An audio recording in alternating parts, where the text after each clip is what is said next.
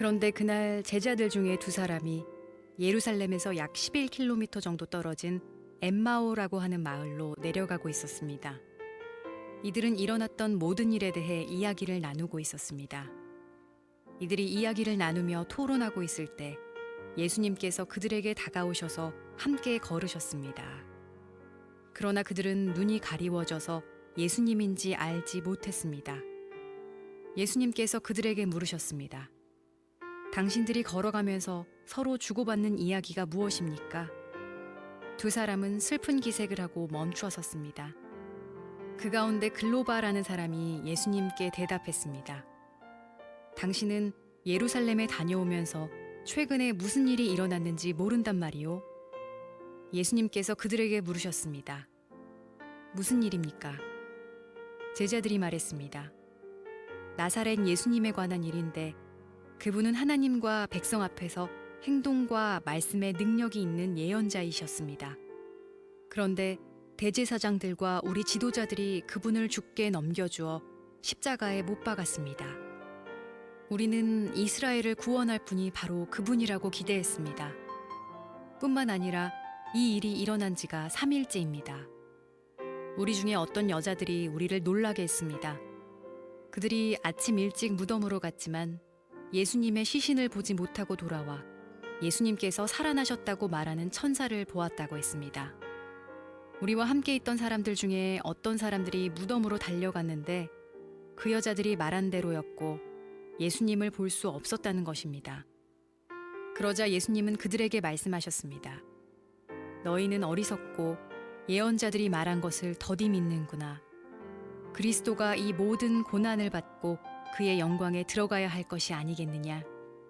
예수님께서 모세로부터 시작하여 모든 예언자를 들어 예수님에 관한 성경 말씀을 제자들에게 설명해 주셨습니다.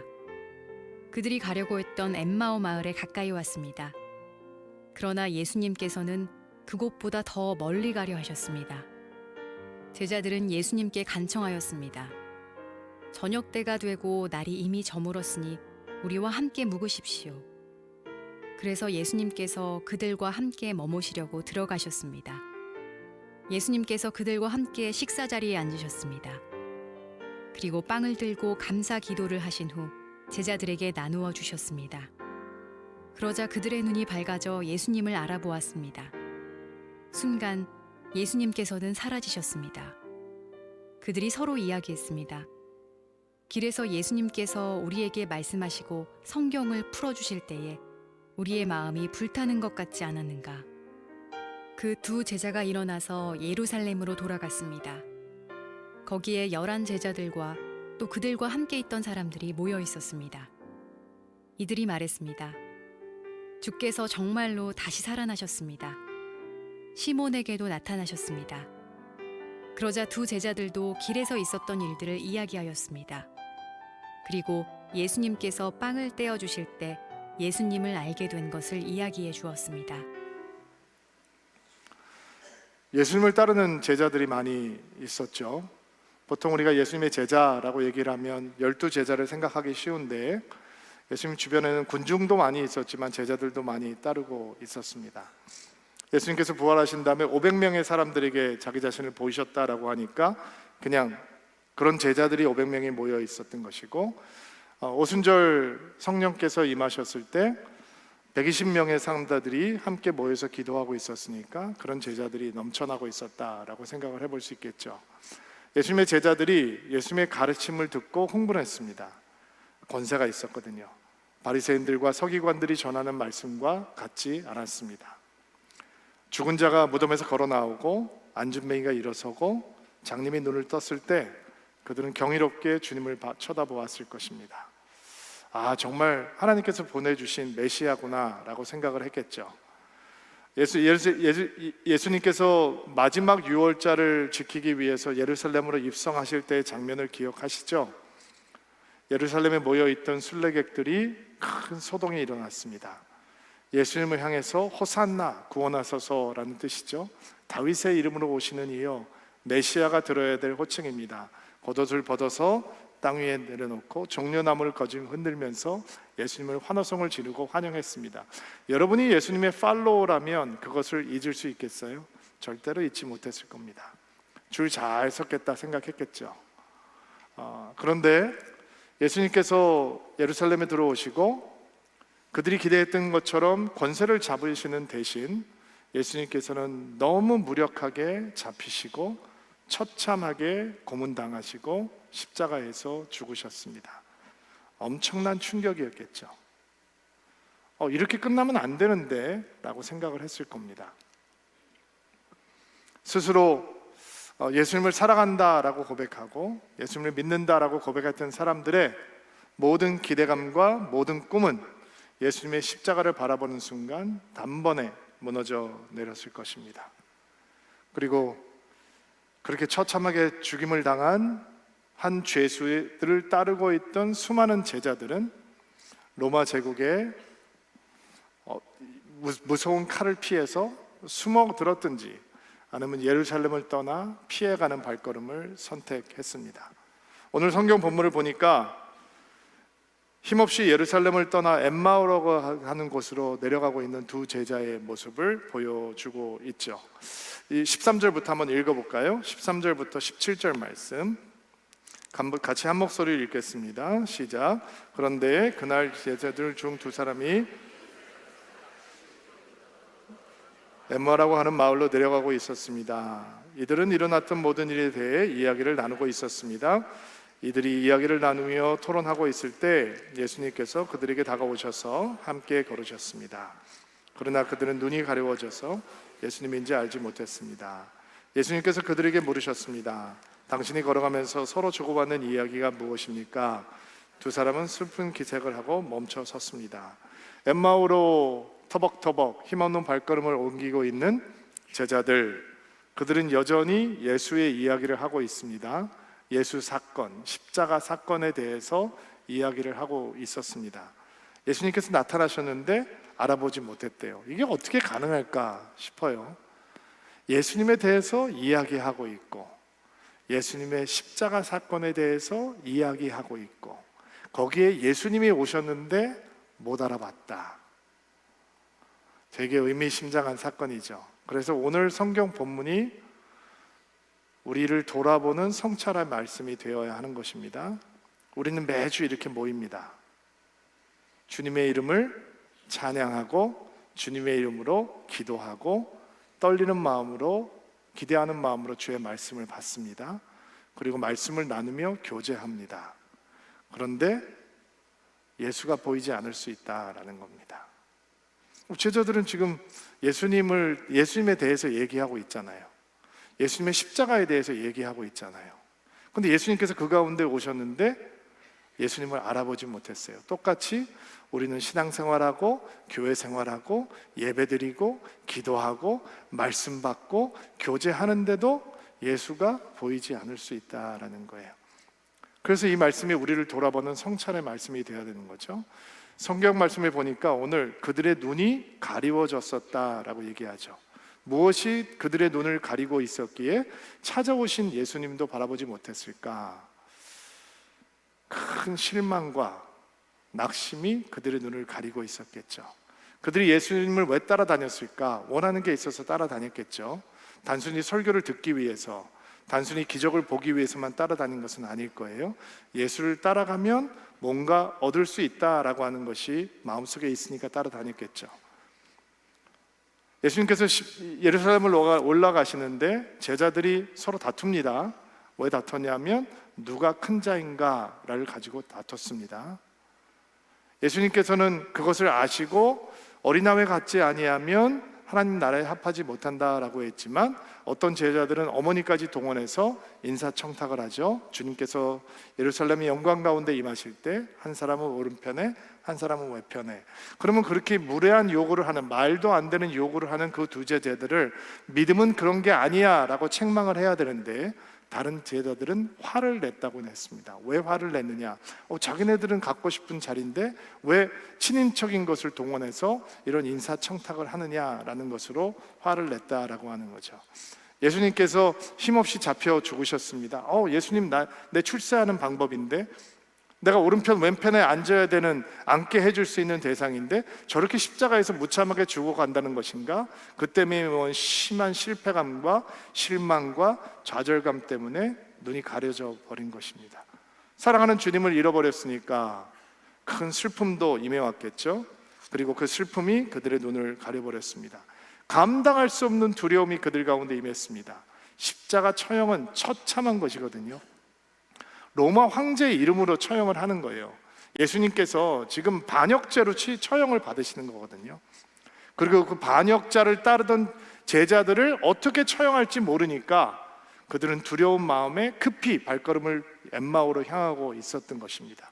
이런 복합적인 이유 때문에 그들의 눈이 가려서 예수님을 보지 못했다는 거죠. 그런데 진짜 예수님을 알아보지 못했던 이유는 그들이 믿고 있었던 예수의 상, 그들이 가지고 있던 메시아의 상, 그들이 가지고 있던 신앙의 이유, 이런 것들이 철저하게 자기중심적이라는 것이죠. 철저하게 자기중심적인 거예요. 메시아는 이래야 돼, 하나님은 이래야 돼, 하나님의 역사는 이렇게 나타나야 돼, 이렇게 하나님을 자기 프레임 속에 가두어 두고 그렇게 역사하지 않는 하나님은 믿을 만한 가치가 없는 하나님이고, 그렇게 힘없이 죽어가는 메시아는 필요 없는 메시아다라고 하는 자기 세계관 속에 닫혀 있으니까 눈이 가려져서 예수님을 바라볼 수 없었다라는 것입니다. 그러면 그들이 예수님을 어떻게 생각하고 있었는가? 18절부터 21절 말씀 볼게요. 여러분이 18절 읽어주세요. 시작. 그로바라고 하는 사람이 예수님께 대답했습니다.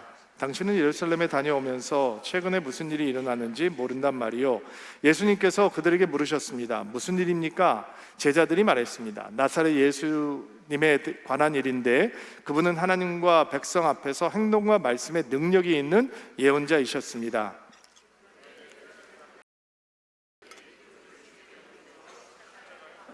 21절 다 같이. 우리는 그분 한 분이 바로 그분이라고 기대했습니다. 뿐만 아니라 일어난 지 3일째입니다. 자, 예수님에 대해서 그 제자들이 뭐라고 이야기하고 있는가? 하나님과 백성들 앞에서 행동과 말씀에 능력이 있는 선지자다라고 얘기했죠. 예수님이 하나님의 아들이라고 얘기하지 않아요. 하나님이시다라고 얘기하지 않아요. 선지자다, 아주 큰 선지자입니다 라고 얘기를 합니다. 그리고 우리는 그분이 이스라엘을 구원할 분이라고 기대했습니다 라고 얘기해요. 여기서 구원이라고 하는 건 우리가 알고 있는 그런 구원이 아니에요. 이스라엘 민족의 구원이에요. 이스라엘 국가의 회복을 얘기하고 있는 거예요. 그들이 이해하고 있는 예수님은 어떤 예수님이냐? 어떤 선지자와도 비교할 수 없는 대선지자이고, 그 대선지자는 이스라엘 민족을 구원할 정치적인 메시아, 군사적인 메시아일 거라는 거예요. 로마 세력을 몰아내고 이방 통치를 끝내고 다윗 왕국의 영광을 계승할 수 있는, 이스라엘을 회복해줄 그런 정치적인 메시아가 될 것이라고 우리는 기대했습니다. 우리가 원했던 구원은 바로 그런 구원입니다 라고 고백을 하고 있는 거죠. 완전히 예수님에 대해서 잘못 오해하고 있는 거죠. 예수님께서는 한 번도 그런 약속을 하신 적이 없어요. 내가 원하는 나라는 이 다윗의 왕국의 회복이다 라고 얘기하지 않았어요. 예수님께서 전반부 사역 때 하나님의 나라에 대해서 가르치시죠. 예수님께서 얘기하고 있는 하나님의 나라는 구원받은 백성들, 하나님의 백성들이 함께하는 하나님의 통치하는 나라이거든요. 그런데 그들은 다윗의 혈통이 회복될 수 있는, 다윗의 왕위가 회복될 수 있는 그 나라를 다시 원하고 있는 거예요. 예수님께서는 왜 오셨는가? 하나님을 거절하고 거부하고 하나님께 돌아오기를 거절하고 있는 백성들이 스스로를 구원할 수 없기 때문에 그들을 위해서 대속물이 되기 위해서 오신 거죠. 대속물이 된다라고 하는 건 죄값을 치러주신다는 얘기예요. 그들이 스스로 죄값을 치를 수 없기 때문에 죄의 싹은 사망인데, 내가 나의 죄를 위해서 죽어버리면 구원은 불가능한 거니까 예수께서 나의 죄를 대신해서 대속물이 되셔서 하나님의 진노를 받으시고 십자가에 달려 죽으심으로 내가 하나님 앞에서 죄 없다 함을 인정받고 하나님 앞에 하나님의 자녀가 될 수 있는 길을 열어주기 위해서 예수께서 대속 제물로 오신 거예요. 그게 예수님의 인생의 목적이죠. 십자가를 위해서 오신 거예요. 그런데 그 예수님의 제자들은 어떻게 생각을 했는가? 우리가 원하는 거는 그런 구원이 아니라 이스라엘의 회복이다라고 생각을 하고 있었던 거예요. 그러니까 예수님은 한없이 실망스러운 거죠. 십자가는 한없이 실망스러운 거예요. 죽은 메시아가 무슨 소용이 있겠어요? 그리고 그들은 실망과 좌절에 사로잡혀서 깊은 영적인 침체 속에 빠져들기 시작하죠. 안 믿어지는 거예요. 과거에는 예수님을 사랑하고 예수님을 향해서 열정이 있었는데 가슴이 싸늘하게 식어버리고 믿어지지가 않는 거예요. 그들이 영적으로 바닥을 치고 있다라고 하는 증거가 무엇이냐? 그들에게 소망의 소식이 주어졌는데도 믿음이 되살아나지 않고 있었다는 거예요. 22절부터 24절 말씀 한번 읽어볼게요. 한 목소리 읽어주시겠어요? 시작. 우리 중에 어떤 여자들이 우리를 놀라게 했습니다. 그들이 아침 일찍 무덤으로 갔지만 예수님의 시신을 보지 못하고 돌아와 예수님께서 살아나셨다고 말하는 천사를 보았다고 했습니다. 우리와 함께 있던 사람 중에 어떤 사람들이 무덤으로 달려갔는데 그 여자들이 말한 대로였고 예수님을 볼 수 없었다는 것입니다. 그들이 부활의 증인을 만났습니다. 생각해 보세요. 부활의 증인을 만났어요. 예수님께서 죽으시고 무덤에 갇히셨죠. 그리고 여인들이 안식구 첫날 예수님의 시신을 닦아드리기 위해서 무덤을 찾았는데 무덤을 막고 있던 돌이 굴렀고, 그리고 천사들이 얘기를 하죠. 왜 살아있는 분을 죽은 자 가운데서 찾느냐? 갈릴리에서 말씀하셨던 것처럼 죽으신 그분께서 다시 살아나셨다라고 말씀을 합니다. 여인들이 주께서 그 말씀을 해주셨던 것을 기억합니다. 그리고 그들은 달려갑니다. 어디로 달려가요? 낙심하고 있는 제자들에게 달려갑니다. 베드로, 요한, 수많은 제자들이 있는 곳. 예수께서 부활하셨다고 합니다. 천사가 그렇게 얘기했습니다. 무덤이 열려 있었습니다. 사람들은 믿지 않았다고 얘기했어요. 그러자 요한과 베드로가 무덤을 향해 달려가기 시작합니다. 도착하자 정말 수의가 그대로 남아있고 예수님께서는 예수님의 무덤은 비어 있었습니다. 그러니까 이 글로버와 다른 제자라고 하는 사람들은 여인들의 증언도 들었고 천사들의 증언도 들었고 베드로와 요한의 증언도 들었습니다. 그런데 그들의 믿음이 무너져 버리니까, 그들의 가슴이 차가워져 버렸으니까, 그들이 영적 침체 가운데 빠져드니까 기쁜 소식을 전해줘도 믿어지지가 않는 겁니다. 예수님께서 부활하셨다라고 하는데 믿을 수가 없는 거예요. 믿음이 살아나지가 않는 거예요. 이게 영적인 침체죠. 말씀이 떨어져도 되살아나지가 않는 거예요. 때때로 이렇게 가슴이 식어질 때가 있습니다. 교회를 떠난 적이 없습니다. 예수님을 배반한 적 없습니다.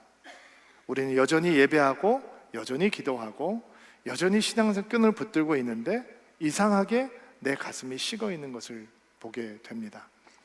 어떤 사람들은 가정에서 관계가 너무 어려워져서 가슴이 식기도 하고, 어떤 사람들은 육신의 질병이 생겨서 가슴이 식기도 하고, 어떤 사람들은 간절히 기도하고 있는 것들이 있는데 그것들이 너무 오랜 시간 동안 이루어지지 않기 때문에 가슴이 식기도 하고, 어떤 사람은 너무 편해서, 너무 어려움이 없어서, 하나님의 축복이 너무 쏟아져서 가슴이 식어버리기도 하고, 어떤 사람들은 성도들 간의 오해와 갈등 때문에 가슴이 식기도 하고, 어떤 사람들은 목사에게 상처를 받아서 냉랭한 가슴으로 변해버리기도 하고, 어떤 사람은 새로운 꿈과 도전이 없어서 가슴이 식어버리고, 어떤 사람은 주의 길을 불순종하면서 식어버리기도 하고, 어떤 사람은 죄의 쾌락을 놓지 못해서 식어버리기도 하고, 어떤 사람은 너무 게을러서, 어떤 사람은 너무 무관심해서 가슴이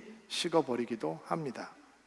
그런데 예수님과 동행하면서 누리게 된 축복은, 예수님께서는 식어진 믿음의 사람들의 가슴을 다시 뜨겁게 해주시는 분이라는 것입니다. 가슴이 식는 이유는 여러 가지가 있지만 식은 가슴을 회복하는 분은 오직 한 분이십니다. 오직 예수님이십니다. 예수님을 믿다가 식은 가슴으로 엠마오로 도망가고 있는 이 두 사람의 제자들의 마음을, 식은 마음을 예수님께서 어떻게 뜨거운 마음으로 회복하시는지 우리가 오늘 묵상할 텐데, 묵상할 때 우리의 마음을 다시 뜨겁게 하시는 예수님의 은총을 만날 수 있는 복된 주일이 되기를 주의 이름으로 축복합니다. 우리 말씀 한번 찾아볼게요. 25절부터 31절까지의 말씀인데 한번 다시 같이 읽어보겠습니다. 25절부터 31절. 25절 먼저 읽어주세요. 시작.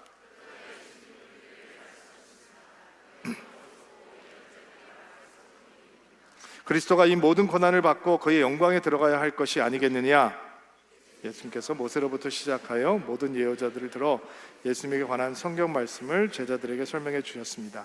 그들이 가려고 했던 엠마오 마을에 가까이 왔습니다.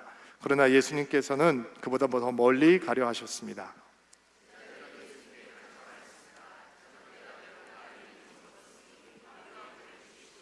그래서 예수님께서 그들과 함께 머무시려고 들어가셨습니다. 예수님께서 그들과 함께 식사 자리에 앉으셨습니다. 그리고 빵을 들고 감사 기도를 하신 후 제자들에게 나누어 주셨습니다. 31절. 그러자 그들의 눈이 밝아져 그러자 예수님께서는 사라지셨습니다. 식어진 가슴, 식어진 믿음을 어떻게 예수님께서 다시 뜨겁게 해주시는가? 예수를 보는 눈을 열어주심으로 식어진 가슴을 다시 뜨겁게 하는 것입니다. 그들의 가슴이 왜 식었는가? 눈이 가리워졌어요. 보지 못합니다. 보지 못하기 때문에 그들의 가슴이 싸늘하게 식어진 것입니다. 예수님께서 어떻게 식어진 가슴을 다시 뜨겁게 하시는가? 그들의 눈이 열렸다라고 얘기했죠. 밝아졌다라고 얘기합니다. 떡을 떼어주시고 축사하시고 떡을 떼어주실 때 그들의 마음이, 그들의 눈이 다시 열리게 되었다라는 겁니다. 굉장히 의미심장하죠. 눈이 닫히면 예수를 보지 못하기 때문에 가슴이 식고, 눈이 열리면 예수가 보이기 때문에 가슴이 다시 뜨거워질 수 있다라는 겁니다. 여러분, 식어진 가슴이 다시 뜨거워지려면 예수가 보여야 합니다. 이 눈으로 보는 거 아닌 거 아시겠죠? 이 눈으로 자꾸 본다 그러면 잘 돌봐드려야 돼요. 이 눈으로 보는 게 아니라 이 눈으로 보는 것입니다. 우리는 마음의 눈으로, 믿음의 눈으로 예수를 살아있는 것처럼 보는 것입니다. 눈으로 본 적이 없는 예수를 진짜 본 것처럼, 보는 것처럼 사는 것입니다. 예수를 눈으로 보는 믿음, 예수를 마음의 눈으로 보는 믿음, 예수를 믿음의 눈으로 보는 믿음, 그 믿음을 원하십니까? 그렇다면 우리의 생각과 우리의 말, 우리의 아집과 독선을 멈추는 연습을 해야 됩니다. 어떤 사람은 하나님이 조그만 박스 안에 갇혀 있습니다. 내 생각이라고 하는 박스 안에, 내 상식이라고 하는 박스 안에, 내 논리라고 하는 박스 안에, 내 고집이라고 하는 박스 안에 갇혀져 있습니다. 하나님, 여기서만 놓으십시오. 이거 벗어나면 내가 마음이 불편해집니다. 이런 아집과 독선을 벗어버려야 예수님이 눈에 보일 수 있습니다. 예수님이 눈에 보이는 믿음을 원한다면 예수님을 이용하려고 하는 경박한 믿음을 버려야 합니다. 예수님을 이용하려고 하는 경박한 믿음이 뭐냐? 예수님이 경배의 대상이 아니라 수단이 되어버리는 거죠. 우리 원하는 것을 이루어줘야 되는 그런 예수님. 그럴 때 기도도 수단이 되고, 예배도 수단이 되고, 헌신도 수단이 되고, 충성도 수단이 되고, 섬김도 수단이 되고, 헌금도 수단이 되고. 하나님, 내가 이렇게 수고하고 있잖아요. 왜 하나님은 수고 안 하세요? 내가 새벽 기도까지 하잖아요. 나는 금식까지 하잖아요. 철학까지 하잖아요. 내가 이렇게 교회를 사랑하고 섬기잖아요. 내가 기도하면 30배, 60배, 100배 알아서 척척 해주셔야지 왜 이렇게 더뎌요? 이런 마음이 생기는 거죠. 그런 경박한 신앙을 벗어버려야 예수를 눈으로 보는 믿음이 우리 안에 회복이 되는 것입니다. 예수를 눈으로 보는 믿음을 원한다면 고난의 끝에 임하시는 하나님의 축복을 붙들 수 있어야 됩니다. 여러분, 고난 끝에는 어떤 축복이 기다리고 있는지 아세요? 욥이 고난 끝에 이렇게 얘기하죠. 지금까지는 내가 하나님을 귀로 들었사온데 이제는 내가 하나님을 눈으로 보옵니다. 야곱이 잘못해서 고난 가운데 들어간 사람 아닙니다. 욥은 잘못해서 고난 속에 빠진 사람이 아니라 경건한 사람이기 때문에 잠시 고난 가운데 처했던 사람입니다. 그런데 고난 가운데 고난이 끝나고 내가 지금까지 주님을 사랑하고 믿었는데 그거는 귀로 듣는 믿음이었고, 고난을 겪어보니 이제 내가 주님을 눈으로 보옵니다. 예수님을 눈으로 보는 믿음, 마음의 눈으로 보고 믿음의 눈으로 보는 믿음을 원한다면 끊임없이 예수님을 생각하고 끊임없이 예수님의 생각으로 우리의 마음을 채우고 우리의 영혼을 채우는 연습들이 필요합니다. 성경은 이렇게 얘기하죠. 믿음의 주시요 온전케 하시는 주를 바라보라. 그리스도를 생각하라. 너희 안에 이 마음을 품으라. 곧 예수 그리스도의 마음이니.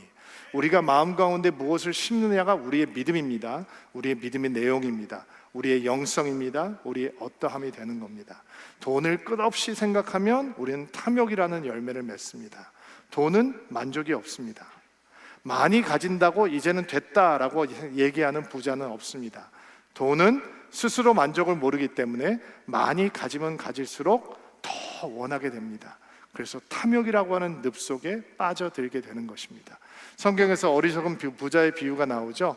소출이 너무 많이 늘어서 창고를 부수고 다시 지어서 저장을 할 만큼 큰 부를 얻게 되었습니다. 그가 얘기합니다. 내 영혼아 기뻐하고 즐거워하라. 마음껏 먹고 마음껏 마시고 즐거워하라. 이렇게 쌓아둘 것이 넘치게 되었으니 기뻐하라 라고 얘기합니다. 예수님께서는 어리석은 사람이다 라고 얘기하는 거죠. 소출이 많은 것이 어리석은 것이 아니라 하나님의 축복이 주어진 자리에서 하나님을 기억하지 못하기 때문에 어리석은 것이고, 하나님의 은총을 누릴 수 있는 자리에서 하나님을 향해 부요하지 못하기 때문에 어리석은 사람이다 라고 얘기를 하고 있는 것입니다.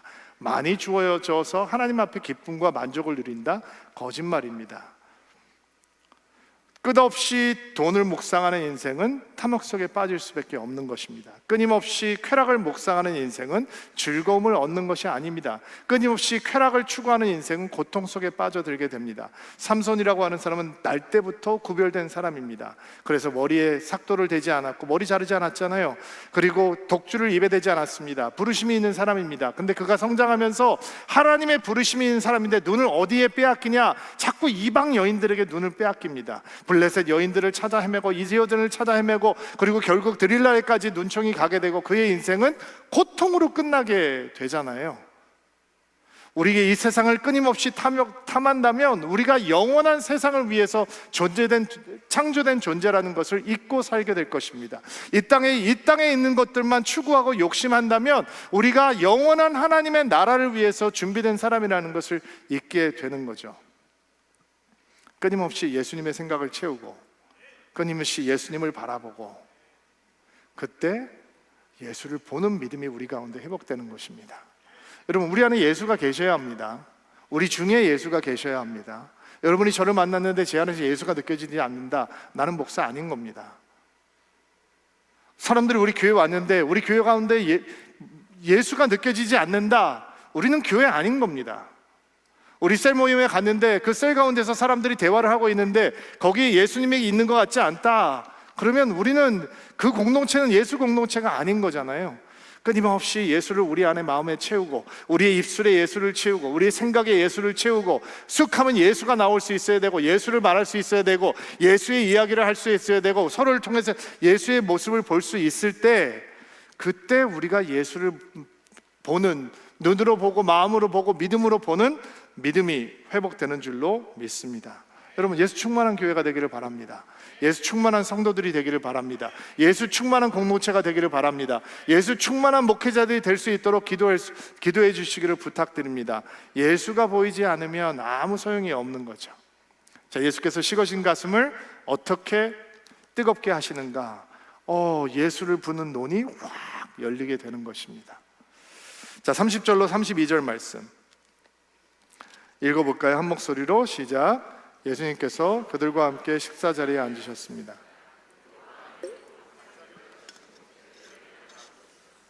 그러자 그들의 눈이 밝아져 예수님을 알아보았습니다. 순간 예수님께서는 사라지셨습니다. 그들이 서로에게 이야기했습니다.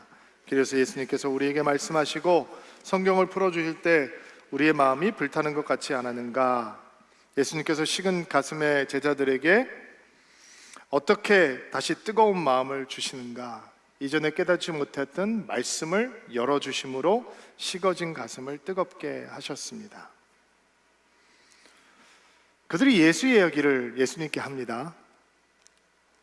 그리고 우리는 그분이 이스라엘을 구원할 정말 전능한 이 대단한 선지자인 줄 알았습니다. 우리는 정말 이럴 줄 알았습니다. 천사가 부활했다고 얘기하고 여인들이 빈 무덤을 봤다고 얘기하고 베드로와 요한이 빈 무덤을 봤다고 얘기하는데 믿어지지가 않더라고요. 믿을 수가 없었습니다. 그래서 지금 저희가 엠마오로 지금 도망가고 있는 거 아닙니까? 이런 얘기가 계속 이어졌겠죠.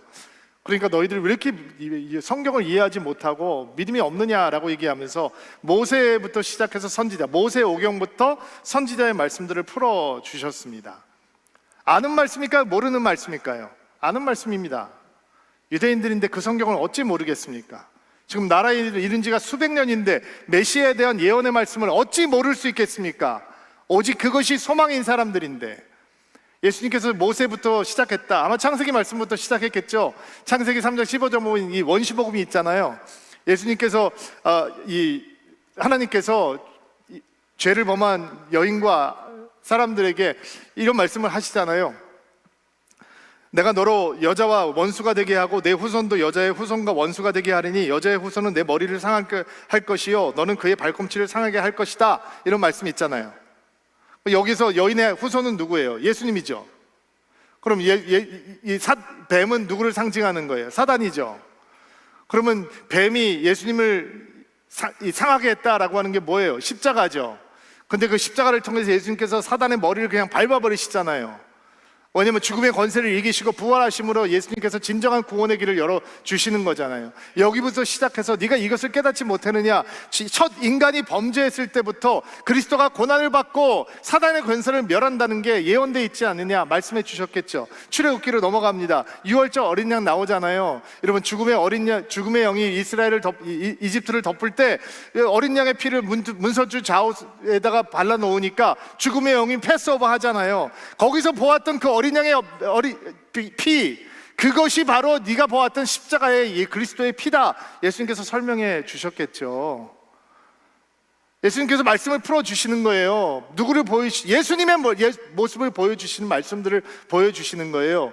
예수님께서 태어나시기 전에 800년 전에 동정녀 마리아에 대해서 예언하고 예수님께서 고난 받으시는 종이 되었다라고 하는 이사야서의 말씀을 보면서 이 말씀이 그리스도께서 고난을 당하셔야 되는 말씀이다 풀어주셨죠. 이전에 들었던 말씀이에요. 그런데 예수가 안 보였다고요. 그래서 그 말씀을 들으면서 가슴이 식었다고요. 그런데 부활하신 예수님께서 이 제자들에게 말씀을 열어주시는데 누가 보이기 시작했을까요?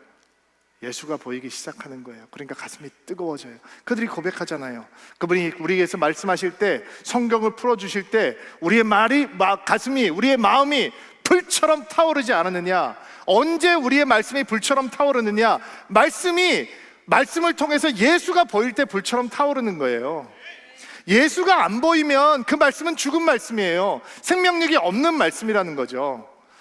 어떤 사람에게 성경은 생명을 주는 말씀이고 어떤 말씀은 어떤 사람들에게 잠을 주는 말씀이 되잖아요.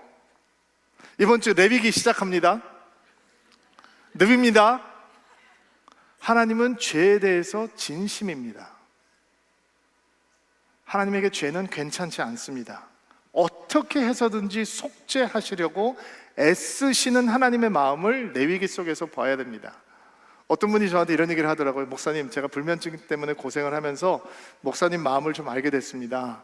근데 제가 불면증을 고치는 이게 좋은 방법을 알고 있는데 제가 한번 알려드릴 테니까 한번 해보세요. 저는 목사님 설교를 틀어놓고 누워있으면 잠이 그렇게 잘 오더라고요. 이런 얘기를 하시더라고요. 물론 농담이었겠죠. 그래서 저는 이렇게 농담을 했습니다. 신 목사님 설교를 틀어놓으면 더 빨리 잠이 올 겁니다. 이렇게 얘기를 했어요. 어떤 사람에게 하나님의 말씀은 생명이고 능력이고 힘이고, 어떤 사람에게 그 말씀은 죽어 있어요. 차이가 뭘까요? 말씀 속에서 예수가 보이면 말씀을 통해서 여러분의 가슴은 뜨거워질 것이고, 말씀 속에서 예수가 안 보이면 여러분의 마음은 교회에 머물러 있어도 끊임없이 차가운 가슴으로 변하게 될 것입니다. 예수께서 어떻게 제자들을 회복시키는가?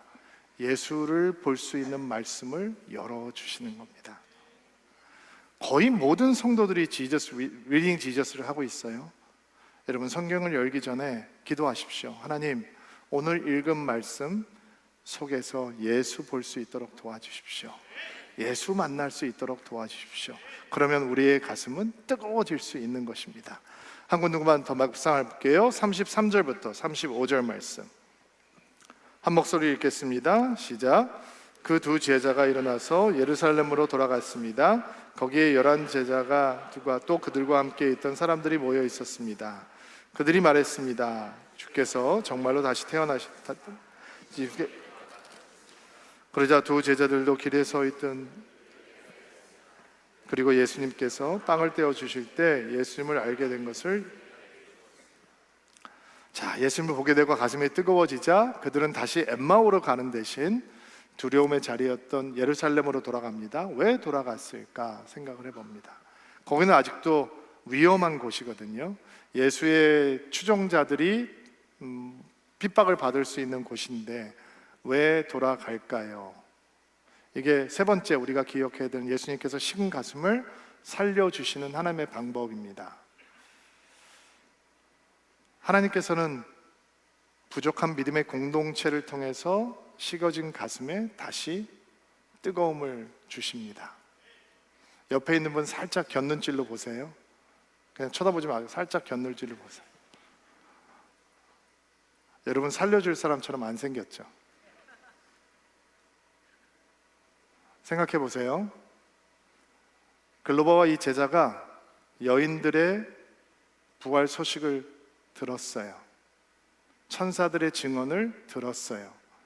요한과 베드로가 무덤이 비었다라고 하는 것도 들었어요. 안 믿어졌어요. 그들만 안 믿은 게 아니라 다 안 믿었어요. 믿는 사람이 없었단 말이에요. 그래서 도망가는 거예요. 근데 예수님 만났잖아요. 가슴이 다시 뜨거워졌잖아요. 그리고 그들은 믿지 못하는 자에게 불을 질르러 가는 거예요. 부활의 메신저가 되는 거죠. 하늘의 메신저가 되는 거예요. 나도 못 믿었었는데 내가 이제 믿게 됐으니까 나도 못 믿는 그들에게 가서 믿게 도와줘야 되겠다라고 예루살렘에 도착을 해봤어요. 근데 깜짝 놀래요. 거기에 다른 공동체가 기다리고 있는 거예요.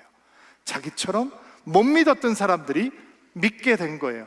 도착하자마자 예수께서 다시 살아나셨습니다. 사람들이 얘기를 며칠 전에는 분명히 안 믿었는데, 분명히 나처럼 안 믿던 사람들이었는데 시몬에게도 베드로에게도 나타나셨습니다 라고 얘기를 하는 거예요. 내가 그들에게 불을 질르러 갔는데 그들이 나에게 불을 질르려고 준비가 되어 있는 것을 만나게 되는 거예요. 여러분, 믿음의 공동체가 이런 거예요.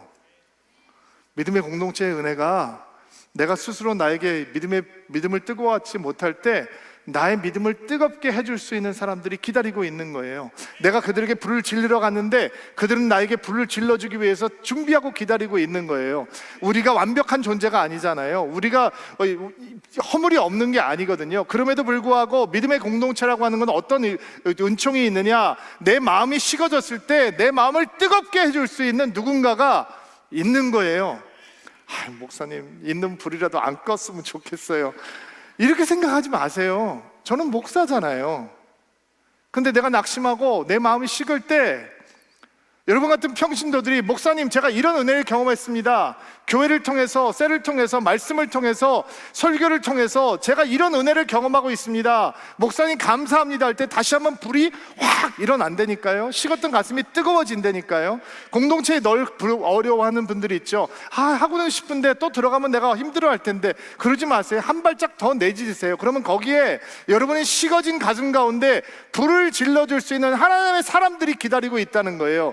그렇게 하나님의 사람들이 넘쳐나는 공동체가 진정한 은혜의 공동체요, 예수 공동체가 되는 것이죠. 살아가다 보면 가슴이 식을 때가 있습니다. 원하지 않지만 그때 하나님께서 우리의 눈을 열어주셔서 예수를 보는 믿음이 회복되기를 바랍니다. 우리 마음이 식을 때 예수를 볼 수 있는 말씀이 우리 가운데 열리게 될 것입니다. 그것을 통해서 우리는 회복될 것이고, 우리가 손을 맞잡고 있는 믿음의 공동체가 우리의 식은 가슴에 다시 한번 불을 던져줄 수 있는 하나님의 선물이 될 것입니다. 그것을 경험하는 서울 대인교가 되기를 주의 이름으로 축복합니다. 오랫동안 앉아 계셨는데 일어나시겠어요? 자, 가슴에 손을 얹고 안수하시고요, 여러분을 축복하고 기도하겠습니다. 존귀하신 하나님, 엠마오로 내려가는 두 제자들의 모습 속에서 우리를 보게 됩니다. 낙심하고 실망하고 좌절하고 두려워하고 예수님이 옆에 계신데도 보지 못하는 영적인 우매함이 때때로 우리 가운데 있음을 겸손히 고백합니다. 우리를 긍휼히 여겨 주옵소서. 우리의 눈을 열어 주옵소서. 예수님을 보는 믿음의 눈을 열어 주옵소서. 어떤 상황 속에서도 예수님을 생각하고 예수님을 바라보고 예수님으로 충만한 믿음을 갖게 하옵소서. 하나님, 예수님을 보는 눈이 가려지지 않도록 우리와 함께하여 주옵소서. 예수님을 보여주시는 말씀으로 우리의 마음을 뜨겁게 하여 주옵소서. 성경을 읽을 때, 성경을 들을 때, 설교를 들을 때, 말씀을 나눌 때 예수가 보이는 축복을 누리게 하옵소서. 서울 드림교회가 우리 교회 안에 있는 모든 셀이, 사역팀이, 우리 모든 가정이 식어진 가슴을 다시 뜨겁게 해줄 수 있는 믿음의 공동체가 될 수 있도록 도와주옵소서. 서로에게 믿음의 불을 질러줄 수 있는 하나님의 선물로 자리하게 하옵소서. 공동체가 여전히 부담스러운 성도들이 있습니다. 하나님, 은혜 주십시오. 믿음의 발걸음을 주님을 신뢰함으로 공동체를 향해서 한 걸음 더 내딛는 새 학기가 될 수 있도록 은총 베풀어 주시옵소서. 이번 한 학기도, 이번 한 주도 예수님과 동행하며 우리의 식어진 가슴이 불처럼 타오르는 복된 한 주 되게 하옵소서. 예수님의 이름으로 기도하옵나이다.